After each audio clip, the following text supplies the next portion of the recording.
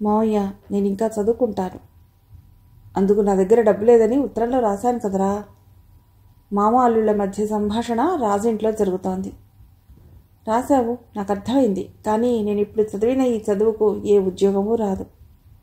అటువంటప్పుడు ఇది మాత్రం చదవడం ఎందుకురా? తన చమత్కారానికి తనే నవ్వుకున్నాడు భూషయ్య. జోకా మావయ్య? నవ్వు రావటం లేదు. అయినా జోకులు వేసుకునే సమయం కాదు. నా డబ్బు ఉండాలిగా, అది ఇవ్వు.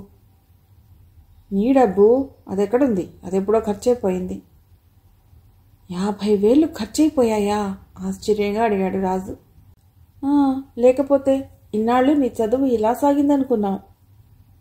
మావయ్య, పొలం అమ్మి 2 ఏళ్లు కావస్తుంది. 2 ఏళ్లకి అంత డబ్బు ఖర్చయిపోయిందా? నేను వీలైనంత పొదుపుగా ఉన్నాను. గట్టిగా కొత్త బట్టలు కూడా కుట్టించుకోలేదే. 2 ఏళ్లలో కాదురా, ఇన్నాళ్ళు నీ చదువుకైన ఖర్చు నేను పెట్టలేదా? ఆ ఖర్చులు తీసుకున్నాను.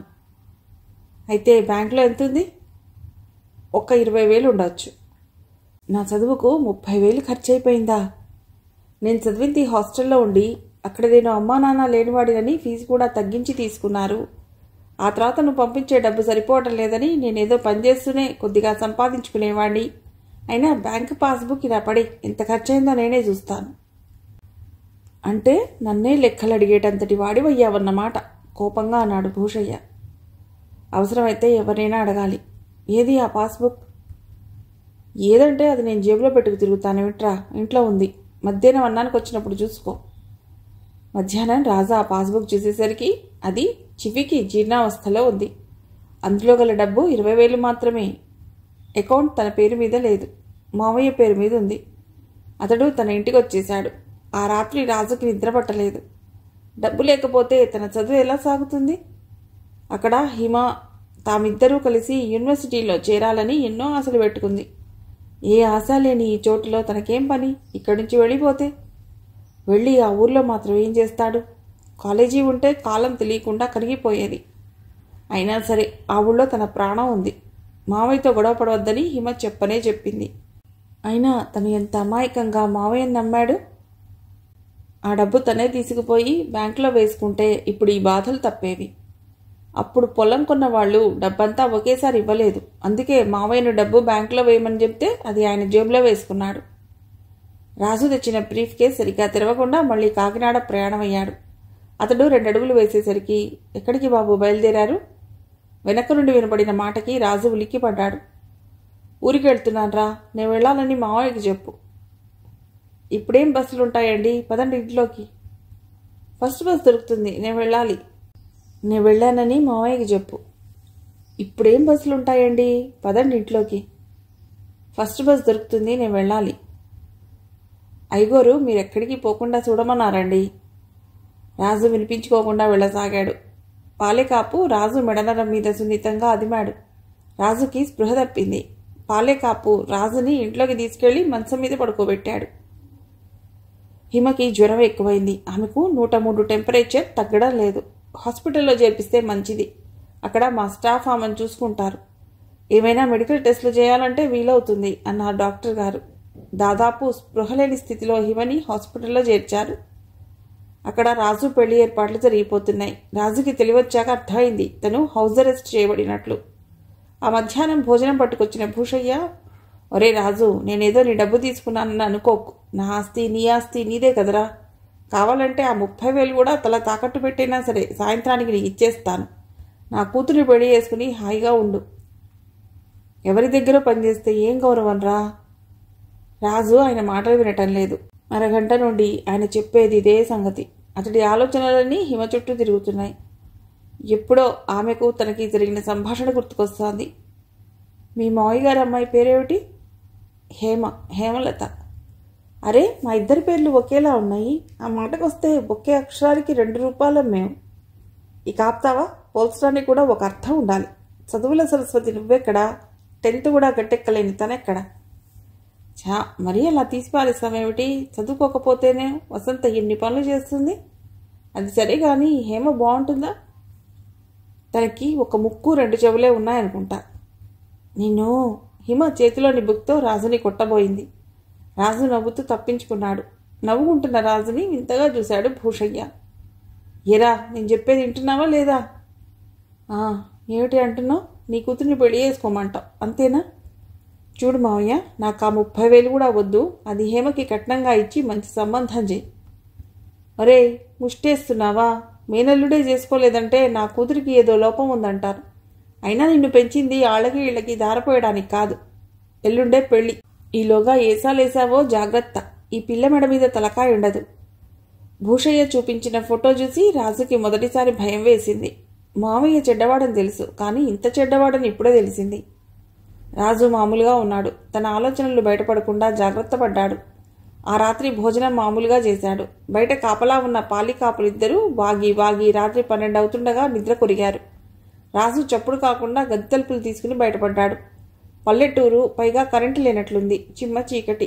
రాజు అడుగులో అడుగు వేసుకుంటూ నడవసాగాడు. ఎక్కడికి రా రాజు, ఇంత రాత్రేలా? దగ్గరగా భూషయ్య గొంతు వినబడింది. రాజు వెనుదిరిగేలోగా అతడి తలపై సున్నితంగా దెబ్బ. స్పృహ మాత్రం తప్పేట్టు. 2 రోజుల తర్వాత హిమ హాస్పిటల్ నుండి ఇంటికి వచ్చింది. ఆమెకొచ్చింది టైఫాయిడ్. జ్వరం తగ్గినా నీరసంగా ఉంటుంది. ఎక్కువసేపు నిద్రపోతూనే ఉంటుంది. దాదాపు వారం తర్వాత ఆమెకు లేచి కూర్చునే ఓపిక వచ్చింది. భూలోక వారం తర్వాత తన ఇంటికి వెళ్ళింది. ఆ రోజు మధ్యాహ్నం హిమ కొద్దిగా చారన్నం తింది. నిద్రపోతే మళ్ళీ జ్వరం వస్తుందని ఏదో బుక్ చదువుతోంది. కానీ కళ్ళు నిద్రకు తూగుతున్నాయి. ఆమెకు తన డైరీ, రాజు తనకు రాసిన ఉత్తరాలు చదువుకోవాలనిపించింది. ఆ నిద్ర తగ్గాలంటే అదే మార్గం. ఆమె మంచం మీద నుండి లేచి బీరువా దగ్గరికి వెళ్ళింది. బీరువా తాళాలు బీరువాకే ఉన్నాయి. ఆమె కంగారుగా లాకర్ తెరిచి చూసింది. తన డైరీ, ఉత్తరాలు తను సర్దుకున్నట్టు లేవు. తన కలల సౌధంలోకి ఎవరో వచ్చారు. తన జ్ఞాపకాల మంజూషనెవరో తెరిచారు. ఈ వస్తువులు తను సర్దినట్టు లేవు. చీర మడతల మధ్య మొగలి రేకులు పెట్టడం తనకు అలవాటు. తనకిష్టమని రాజు ఎప్పుడు వాళ్ల ఊరికెళ్ళినా తెచ్చేవాడు. బజార్లో దొరికినా కొనిచ్చేవాడు. ఎండిపోయినా వాటి పరిమళం చీరలకి హత్తుకుని ఉండేది. ఎవరు తీసి ఉంటారు? తనని దాదాపు స్పృహలేని స్థితిలో హాస్పిటల్లో చేర్చారు. ఆ హడావుడిలో ఎవరికీ తాళం వేయాలనే ఆలోచన వచ్చుండదు. గోపి, భూలోక తనతో హాస్పిటల్లో ఉండిపోయారు. పని వాళ్ళకి మేడ మీదకి వచ్చేంత ధైర్యం ఉండదు. అయినా వాళ్ళకి తన డైరీలతో, ఉత్తరాలతో ఏం పని?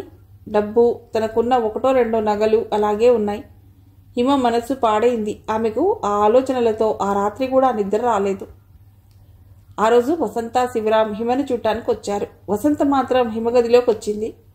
కాసేపు మాట్లాడుకున్నాక హిమ శివరాంని కలవటానికి మేడ దిగొచ్చింది.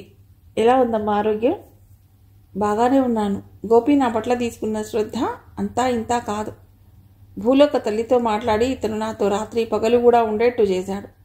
లేకపోతే జడ వేసుకునే ఓపిక కూడా నాకు లేకపోయింది. బాగా చిక్కిపోయావు హిమ. సహించలేదంటూ వదిలేకుండా పాలు, పళ్ళ రసాలు తీసుకోవాలి అన్నాడు శివరాం. పోని మా ఇంటికి వచ్చి 4 రోజులుండి హిమ, రుచిగా చేసి పెడతాను అంది వసంత.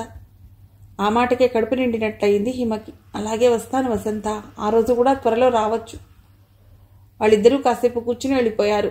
రాజు వెళ్ళాక శివరాంకి కూడా ఫోన్ అయినా చేయలేదుట. కిరణ్ ఫోన్ చేసి ఆరోగ్యం గురించి అడిగి తెలుసుకుంది. ఇప్పుడు కిరణ్మయికి 9వ నెల. అక్కడ మాత్రం కిరణ్కి చేసేవాళ్ళు ఎవరున్నారు? ఇక్కడైతే నాకు తెలిసిన డాక్టర్లు, నర్సులు ఉన్నారు, నేను చూసుకుంటాను అంటూ రవికుమార్ కిరణ్ను డెలివరీకి కాకినాడకు పంపించలేదు. హిమ ఆరోగ్యం మీద శ్రద్ధ వహించడం మొదలెట్టింది. రాజు వచ్చేనాటికి తను బంతిలా తయారు కావాలి. తన ఆలోచనకి తనకే నవ్వొచ్చింది. మరి ఫుట్బాల్ లాగా తయారవుతుందా? ఆమె నిలువుటద్దం ముందు నిలబడి చూసుకుంది. నిజంగానే చాలా సన్నగా అయిపోయింది. జాకెట్లన్నీ లూజ్ అయిపోయాయి. తను, రాజు ఇద్దరూ సన్నగా పొడుగ్గా ఉంటారు. తామిద్దరూ బజార్లో నడిచి పెడుతుంటే చాలామంది ఆసక్తిగా చూసేవారు. చూడు, వాళ్ల చూపుల్లో ఆ అమ్మాయిది ఎంత బ్యాడ్ టేస్టో. ఇంత నల్లటి వాడిని, చిన్న కళ్ళున్న వాడిని ప్రేమించింది అనుకుంటున్నారు అనేవాడు రాజు. వాళ్ళ మనసులో దూరి చూసినట్లే మాట్లాడతావే. ఇద్దరూ పొడుగ్గా, నాజుగ్గా ఉన్నారనుకుంటున్నారు అనేది తను. నిజమే, ఎవరో ఎందుకు, వసంతే 1-2 సార్లు అంది తనతో. రాజు మనస్సు మంచిదే, కానీ నీ ముందు తను తేలిపోతున్నాడు అని. సన్నగా తెల్లగా ఉండే తను, కాస్త నల్లగా ఉండే రాజు, మంచి కాంబినేషన్. చిన్నగా ఉండే కళ్ళు, కాస్త బండగా ఉండే ముక్కు. నన్ను ఎలా ప్రేమించావు హిమ అనేవాడు తను. పల్లెటూరులో పుట్టిన రాజు మాట తీరులో ఒక మర్యాద, పద్ధతి ఉండేవి. తను ఉన్న పరిస్థితి నుండి ఎదగాలని ప్రయత్నించేవాడు. అమ్మాయి గారు ఫోన్. భూలోక పిలవటంతో హిమ కిందికి పరిగెత్తింది. అటువైపు నుండి పెద్దన్న ప్రభాకర్ ఫోన్. హిమ మాట్లాడి ఫోన్ పెట్టేసింది. కావలసిన వాళ్ళు ఫోన్ చేస్తున్నారు, రావాల్సిన వాళ్ళు వచ్చి చూసిపోతున్నారు. కానీ కావలసిన మనిషి రాలేదు, రావాల్సిన ఉత్తరమూ రాలేదు. ఏమైంది? చదువు కోసం ఉన్న ఇల్లు కూడా అమ్మేస్తున్నాడా? అదైనా కనీసం ఫోన్ చేసి చెప్పవచ్చు కదా. ఆఖరికి ముఖపరిచయం ఉన్న మోహన్ కూడా ఫోన్ చేసి తన ఆరోగ్యం గురించి ఆరా తీశాడు. తనే ఉత్తరం రాద్దామంటే ఆ ఊరి అడ్రస్ తెలియదు. హిమ ఆ రోజు మధ్యాహ్నం భోంచేసి మేడ మీద వరండాలో కూర్చుని హిందూ చూస్తోంది. ఇంగ్లీష్ బాగా రావాలంటే హిందూ చదవాలంటారు. మొదటి నుండి ఇంగ్లీష్ మీడియంలో చదివినా భాషపై పట్టు రావాలంటే పత్రికలు చదవాలి. పోస్ట్ పక్కింటి రాధాకృష్ణ గారింటికి పోస్ట్ మ్యాన్ కవర్ విసిరి వెళ్ళిపోయాడు. ఏదో కవితలో చదివినట్టు పోస్ట్ మ్యాన్ దేవతలా వచ్చి దయ్యంలా వెళ్ళిపోతున్నాడు. అయినా ఈ డాబా మీద ఈ చోటు తనకి అచ్చి రాలేదు. ఇక్కడ కూర్చుంటే పోస్ట్ మ్యాన్ రావటం కనబడుతుందని కాస్త ఎండగా ఉన్నా అక్కడే ఉంటోంది. లాభం లేదు, తను చోటు మార్చేయాలి. హిమ తన ఆలోచనలకి తనే నవ్వుకుంది. అందుకే రాజు తనవి అన్నీ పిచ్చి నమ్మకాలను నవ్వుతాడు. ఆ రోజు పొద్దున నుండి కాస్త మబ్బుగానే ఉంది. హిమకి ఈ వాతావరణం అస్సలు నచ్చదు. ఆమె ఆ రోజు కింద హాల్లో కూర్చుని వారపత్రికలోని పజిల్ పూర్తి చేస్తోంది. పోస్ట్ అంటూ కవర్ గిరవాటు వేసి వెళ్ళిపోయాడు పోస్ట్ మ్యాన్. ఆ దస్తూరి చిరపరిచయం, ఆ అక్షరాలు తన ప్రాణాలు, ఆ కవర్లోని సందేశం తన మార్గానికి నిర్దేశన. హిమ 2 అంగల్లో మేడ మీదకి వెళ్ళిపోయింది. కవర్ని చింపి చదివింది. అందులో ఇలా ఉంది: హిమ, ఎలా ఉన్నావు? ఇలా కుశల ప్రశ్నలు అడిగే అర్హత నేను కోల్పోయాను. ఎందుకంటే నాకు పెళ్ళయింది. మనసు అనేది ఉంటే నన్ను క్షమించకు. అంతే, అదే ఉంది ఆ ఉత్తరంలో. హిమ మళ్ళీ చదివింది. ఆ ఉత్తరం మళ్ళీ మళ్ళీ చదివింది. అవే మాటలు. శిలాక్షరాలే కాదు, మన రాత బాగోకపోతే శిరాక్షరాలు కూడా మారవు, చెరగవు. ఏమిటిది ఇలా జరుగుతుందని అస్సలు తను ఊహించిందా? జరుగుతున్నది కలా నిజమా? ఈరోజు ఏప్రిల్ 1 కూడా కాదు. అయినా రాజు ఇంత ప్రాక్టికల్ జోక్ వేయడు. ఆమె మతిపోయిన దానిలాగా కిటికీ దగ్గర నిలబడింది. అప్పుడే హిమ అంటూ వచ్చాడు గోపి. ఈవిడ నా సంగతి పట్టించుకోవటం లేదు, నువ్వైనా నా సంగతి చూడు అన్నట్టు గాలికి ఆ ఉత్తరం రివ్వున ఎగిరొచ్చి గోపి కాళ్ళ దగ్గర పడింది. హిమ, ఏమిటి ఉత్తరం?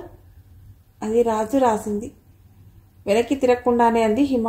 తిరిగితే తన కళ్ళలోని నీళ్లు అతడు చూస్తాడని భయం. అలాగా? ఏం రాశాడు? ఎప్పుడొస్తున్నాడు? అందులో ఉంది, చదువు. అతడు నీకు రాసిన ఉత్తరం. అందులో రహస్యాలేమీ లేవు, చదువు గోపి. గోపి చదివాడు. హిమ, ఏమిటి ఉత్తరం?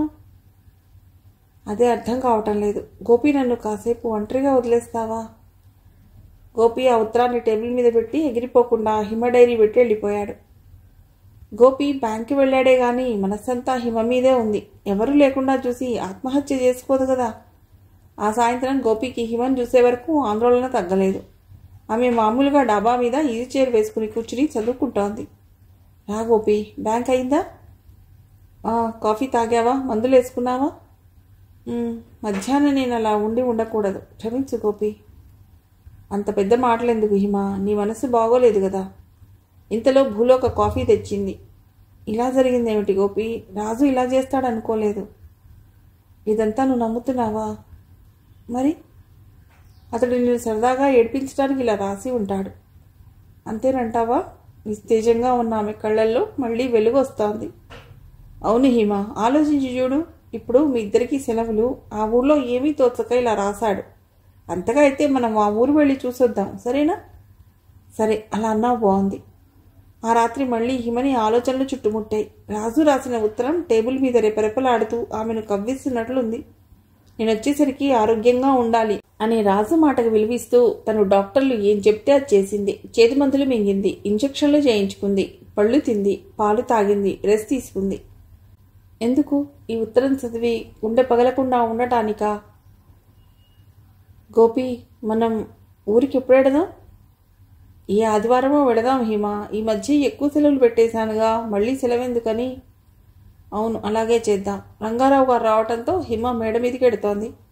నీరసంతో మెల్లిగా నడిచే రూపం, చిక్కిపోయిన చెక్కిళ్ళు. రాజు దూరం అయిపోతాడేమోననే బెంగ. హిమను చూస్తే గోపికి ఎక్కడలేని జాలి కలిగింది. ఆమెది అమాయక హృదయం. రంగారావు గారి 4 సంతానంలో ఆమె వేరుగా ఉండేది. మిగతా 3 ఆమెను ఏడిపిస్తుంటే మౌనంగా ఏడ్చేది తప్ప తిరిగి అనేది కాదు. బాల్యంలో ఆడపిల్లలు కిరణ్, కౌసల్య ఆడుకున్నా హిమని కలుపుకునేవారు కాదు. కౌసల్యకు పెళ్ళయ్యాకనే తను, కిరణ్, హిమ కలిసిమెలిసి ఉండటం. ముఖ్యంగా తనకి హిమ మనసు తెలిసాక మౌనంగానే ఆరాధించాడు.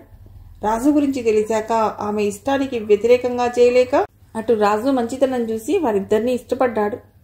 హిమ బస్ దిగి చుట్టూ చూసింది. దూరంగా ఇళ్ళు, దారిన పోయే వాళ్ళని రాజు ఇల్లు ఎక్కడో అడిగింది. వాళ్ళు చూపించిన దారిలో వెళ్ళింది. ఆ ఇల్లు ఊరికి దూరంగా ఉంది. హిమ ఆ ఇంటిని సమీపిస్తుంటే గుండె వేగంగా కొట్టుకుంటోంది. ఎందుకు వచ్చావంటే ఏం చెప్పాలి? వాళ్ళ మావయ్య అత్త ఉంటారా? ఏదైనా గొడవ జరుగుతుందా? హిమ ఆలోచనల్లోనే ఇంట్లో అడుగుపెట్టింది. 4 మెట్లు, చిన్న వరండా, చుట్టకర్రలతో చుట్టిన కంచె. హిమ తలుపు తట్టింది. వస్తున్నా అంటూ వచ్చి తలుపు తీసింది ఒక యువతి. నల్లగా ఉన్న కళగా ఉన్న మొహం, చాలా పెద్ద కళ్ళు. ద్వారానికి చెరో పక్క నిలబడ్డ ఆ 2 యువతులు రాజు జీవితానికి భూత వర్తమానాలా ఉన్నారు. రాజుగారున్నారా అండి? అడిగింది హిమ. లేరండి, మీరెవరు? అంది హేమ. అతడి ప్రాణాన్ని అనాలనిపించింది హిమకి. ఆయనతో కలిసి చిన్నప్పుడు చదువుకున్నాను. ఈ ఊళ్ళో పంచాయతీలో ఉద్యోగం ఉందని తెలిసి వచ్చాను. అతడికి పెళ్ళయిందని తెలిసింది. చూసిపోదామని వచ్చాను. అలాగా, నేను ఆయన భార్యనండి అంది హేమలత సిగ్గుపడుతూ. ఆ పదవి నాది. హిమ మనసు బాధగా అనుకుంది. లోనికి రండి, అక్కడే నిలబడిపోయారు. ఆమె వెనక్కి తిరిగింది. ఆమె పొడవైన జడ సున్నితంగా హిమని తాకింది. అబ్బా, ఇంత పెద్ద జడ అనుకుంది హిమ. సరే, నేను వచ్చి వెళ్ళానని చెప్పండి. అయ్యో, మీరెవరో ఏమిటో, వచ్చిపోయారంటే మా బావ నన్ను తిడతారు. రండి, ఇలా కూర్చోండి. ఆమె హిమని ముందు గదిలో కూర్చోబెట్టి పెరట్లోకి వెళ్ళింది. ఇదిగో సీనుగా, చప్పునెళ్ళి మీ బావను పిలుచుకురా. ఇంటికి చుట్టాలు వచ్చారని చెప్పు. ఆమె మంచినీళ్ళు తెచ్చి హిమకిచ్చింది. పెళ్లి ఫోటోలున్నాయా? నాకు చూపిస్తావా? ఆమె భాషలో పల్లెటూరి యాస కనబడుతోంది. అలాగేనండి. ఆమె ఫోటోలు తెచ్చి హిమకిచ్చింది. అవి మామూలు కవర్లో ఉన్నాయి. ఇలా వదిలేస్తే ఫోటోలు పాడైపోవు, చక్కగా ఆల్బంలో పెట్టవలసింది. మా బావకి శ్రద్ధ లేదండి. మా అమ్మ నాన్న కిందటి వారమే నన్ను ఇక్కడ దింపి వెళ్ళారు. ఆమె పొయ్యి మీద పదార్థాన్ని కలపటానికి వెళ్ళింది. హిమ ఫోటోలు పరిశీలనగా చూసింది. పెళ్లి రాత్రి జరిగినట్లుంది. ఏ ఫోటోలోనూ రాజు తలెత్తి చూడలేదు, కెమెరా వైపు తలపెట్టి చూడలేదు. హేమలత వచ్చింది. హిమ ఆమెకు ఫోటోలు ఇచ్చేసింది. హిమ, నీ పేరు హేమలత కదూ? సారీ, మీ పేరు? పర్వాలేదండి, మీకంటే చిన్నదాన్ని, నువ్వు అనొచ్చు. అయినా నా పేరు మీకెలా తెలుసు? ఇందాక మీ ఇంటి గురించి అడిగితే ఎవరో నీ పేరు చెప్పారు. హిమ సర్ది చెప్పుకుంది. ఇదిగో, మీ పెళ్లికి రాలేకపోయాను, నా నుంచి చిన్న కానుక. హిమ బ్యాగ్ తీసి హేమలతకి బొట్టు పెట్టి తను తెచ్చిన చీర, జాకెట్, రాజుకి ప్యాంటు, షర్ట్ పీస్ ఇచ్చింది. అయ్యో వద్దండి, మా బావ తిడతాడు. పర్వాలేదు, బట్టలేగా. ఇంతలో సైగిలాగిన శబ్దం వినిపించింది. అదిగో మా బావ వచ్చేశాడు. హేమలత ప్యాకెట్స్ తీసుకుని లోపలికి వెళ్ళిపోయింది. రాజు లోపలికి వచ్చాడు. మంచి మధ్యాహ్నం ఎండలో వచ్చిన అతడికి హిమరూపం అస్పష్టంగా కనిపించింది. ఎవరు? తడబడుతూ అడిగాడు. నేను హిమని. రాజు కళ్ళు చీకటికి అలవాటు పడ్డాయి. హిమరూపం స్పష్టంగా కనిపిస్తోంది. లక్షాధికారి రంగారావు గారమ్మాయి ఈ పల్లెటూరులోనా? ఈ పురిపాక లాంటి ఇంట్లోనా? రాజు తన కళ్ళని తనే నమ్మలేకపోతున్నాడు. ఆరు నీ గురించి వచ్చారు బాబా, ఇక్కడ ఉద్యోగాలు ఖాళీ ఉన్నాయంటే అంది ఆమె రాజుకి మంచినీళ్ళు ఇస్తూ. ఎప్పుడు లేంది రాజు ఆ నీళ్లు గిటగిటా తాగేశాడు. నిలబడ్డావెందుకు? కూర్చో. ఈ ఊళ్ళో ఉద్యోగాలా? పంచాయతీలో ఒకటే ఖాళీ ఉందిట, అది ఈ మధ్య నిండిపోయిందిట. హిమ చెప్పిన జవాబు రాజుకు అర్థమైంది. ఇక నేను బయలుదేరుతాను రాజు. ఇంత ఎండలో వెళ్తావా? పైగా ఇప్పుడు బస్సులు లేవు. పర్వాలేదు. బస్సు లేకుండా ఎలా వెళ్తావు హిమ? ఇదిగో తను భోజనం చేస్తుంది. గోడకు చెప్పినట్లే చెప్పాడు రాజు హేమలతకి. బియ్యం పెట్టాను బావా, ఉడుకుతోంది. గోపిని తీసుకుని కారులో రావాల్సింది హిమ. కిరణ్కి కొడుకు పుట్టాడు. చూడటానికి డాడీ గోపి వెళ్ళారు. అలాగా, చాలా సంతోషం. మరి నువ్వు చూడటానికి వెళ్ళవా? నా వంటి నష్టజాతకురాలు వాడిని ముందుగా చూడకూడదని డాడీ ఆర్డర్. అన్నానికి రండి. చేతులు కడుక్కో హిమ. రాజు పెరట్లోని బావి దగ్గరి బాత్రూమ్కి తీసుకువెళ్ళాడు. నిజానికి ఇంటికి ఆడవాళ్ళు అతిథులుగా వచ్చినప్పుడు ఇంటి ఆడవాళ్లు మర్యాదలు చేయాలి. హేమలతకి ఇటువంటివి తెలిసినట్టు లేవు. హిమ చల్లటి నీళ్లతో మొహం కడుక్కునేసరికి ప్రాణం లేచి వచ్చినట్లు అయింది. ఆమె వంటింటి గుమ్మం దగ్గరకు వచ్చేసరికి రాజు ఇస్త్రీ టవల్ పట్టుకుని సిద్ధంగా ఉన్నాడు. హిమ మొహం తుడుచుకునేసరికి మొగలి పూల పరిమళం. ముగ్గురు భోజనానికి కూర్చున్నారు. తనకి నేల మీద కూర్చుని తినే అలవాటు లేదు. నా రైటింగ్ టేబుల్ తెస్తాను. రాజు లేవపోయాడు. వద్దు, వెన్నెల బాగా ఉన్నప్పుడు డాబాపై నేల మీద కూర్చుని తినడం అలవాటు. రాజు హిమ ఎన్నోసార్లు కలిసి భోంచేయాలనుకున్నారు. ఆఖరికి వసంత పెళ్లిలో కూడా అది సాధ్యపడలేదు. ఇద్దరికీ తినాలని లేదు. అబ్బా, కూరలో ఇంత కారం ఎందుకు వేశావు? తను తినగలదో లేదో. ఆహాహా, అదేం లేదు, కూర బాగానే ఉంది. నిజానికి పొద్దున తిన్న టిఫిన్ ఊళ్ళో బస్ దిగేటప్పటికే అరిగిపోయింది. హిమకి నీరసంగా కూడా ఉంది. ఆమె బలవంతంగా తిని లేచింది. మీరు రోజు ఇక్కడే ఉండిపోండి, చుట్టాలు వచ్చారనైనా మా బావ ఇంట్లో అన్నం తింటాడు అంది హేమ. మళ్ళీ రాజు సైకిల్ తీసుకుని బయటికి వెళ్ళాడు. వచ్చి హిమకి ఒక్కపొడిచ్చాడు. హిమకి భయంగా ఉంది. తమ అలవాట్లు ఒకరికొకరికి ఇంత బాగా తెలిసిననుకుంటే ఆమె ఏమనుకుంటుంది? రాజు ముందు గదిలోని మంచం మీద ఇస్త్రీ దుప్పటేసి హిమని విశ్రాంతి తీసుకోమన్నాడు. మరి నువ్వు? నేను వరండాలో కూర్చుంటాను. అక్కడ ఎండగా ఉండదు. పర్వాలేదండి, ఆయనకు అలవాటే అంది హేమలత. హిమ కాస్త విశ్రాంతి తీసుకుంది. ఆమె పడుకుని ఆలోచిస్తుంటే ఆశ్చర్యంగా ఉంది. ఇది రాజు ఇల్లు. ఆ ఇంట్లో తనుంది. ఆ ఇంటికి గోడలు సిమెంటివైన పైకప్పు తాటాకులతో వేశారు. కొత్త తాటాకు చల్లదనం, పెళ్లికి వేసిన సున్నం వాసన హిమని బాల్యంలో చూసిన పల్లెటూరు జ్ఞాపకాల్లోకి తీసుకుపోతున్నాయి. రాజు ఇల్లు కూడా పెద్దదేం కాదు. 4 వైపులా వరండా, ముందుగా తను పడుకున్న గది, తర్వాత బెడ్రూమ్, తర్వాత వంటగది. 4 వైపులా పైకప్పుతో వరండా ఉండటం వల్ల ఇల్లు చల్లగా ఉంది. హిమా హిమా చిన్నగా నిద్ర లేపుతున్నాడు రాజు. హిమ చప్పున లేచి కూర్చుంది. సారీ, నిద్ర పట్టింది. పర్వాలేదు, బస్కి టైం అవుతోందని లేపాను. హిమ కాఫీ తాగి 5 నిమిషాల్లో తయారైంది. కాకినాడ వస్తే మా ఇంటికి రండి అంటూ హిమ బయటికి వచ్చింది. రాజు సైకిల్ తీసుకుని ఆమె వెంట బయలుదేరాడు. కొంత దూరం నడిచాక, నువ్వు ఇలా వచ్చావంటే నాకు ఆశ్చర్యంగా ఉంది. నా ఉత్తరం అందిందా? అందింది. అది చూసి మతిపోయింది. నువ్వు అలా రాసింది నన్ను ఏడిపించటానికి అని గోపి అన్నాడు. కానీ ఆ ఉత్తరం నిజమని తేలింది. హిమ గొంతు గద్గదం అయింది. ఎలా జరిగింది రాజు ఇది?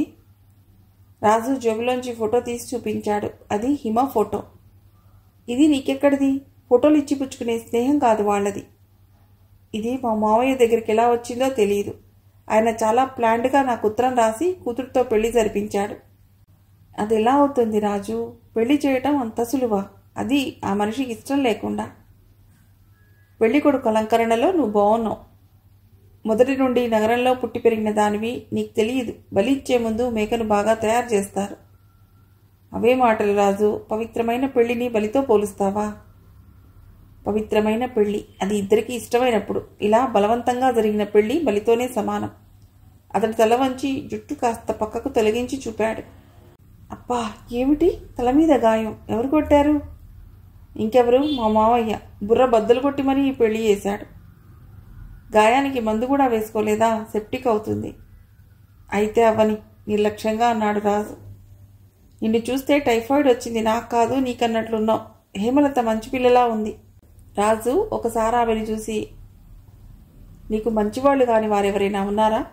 హిమ, అసలు నీ ఫోటో ఇక్కడికి ఎలా వచ్చిందో అర్థం కావటం లేదు. హిమ తను హాస్పిటల్ నుండి వచ్చేసరికి తన గది ఎలా ఉన్నది చెప్పింది.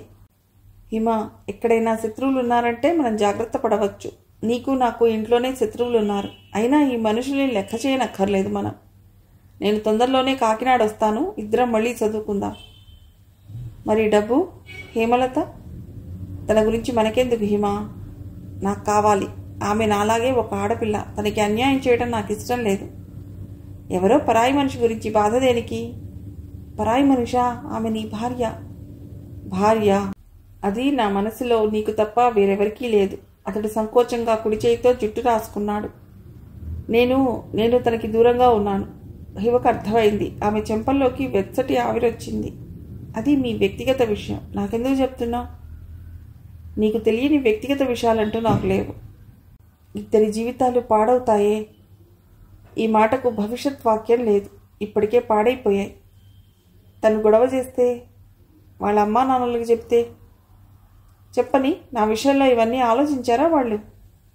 ఇంట్లో భోంచేయవట నీకు తెలిసిపోయిందా? తన చేతితో భోజనం చెయ్యను. ఇక్కడ కొత్తగా హోటల్ పెట్టారు. వాళ్ళు ఆంధ్ర వాళ్ళు గారు. బ్రతుకు తెరువు కోసం ఇక్కడికి వచ్చిన బీహారీలు. అందుకే అక్కడే భోంచేస్తాను. వాళ్ళకి కూరగాయలు తెచ్చి పెడతాను. వాళ్ళ పిల్లలకి చదువు చెప్తాను. అందుకని వాళ్ళు డబ్బు తీసుకోరు. హిమ వంచేతలెత్తలేదు. తనను ప్రేమించడం వల్ల ఇతడికి ఇన్ని కష్టాలా? కంటి వెంట నీటి చుక్కలు జారిపడుతున్నాయి. ఎందుకు హిమ బాధపడతావు? నేను నువ్వు మళ్ళీ చదువుకుందాం. అతను ఇంకా ఏమనేవాడో ఈలోగా బస్సు వచ్చేసింది. క్షేమంగా చేరినట్టు ఉత్తరం రాయి హిమ. ఇదిగో నీ ఫోటో, వెనక నా అడ్రస్ ఉంది. మిగిలిన కథ తర్వాతి భాగంలో.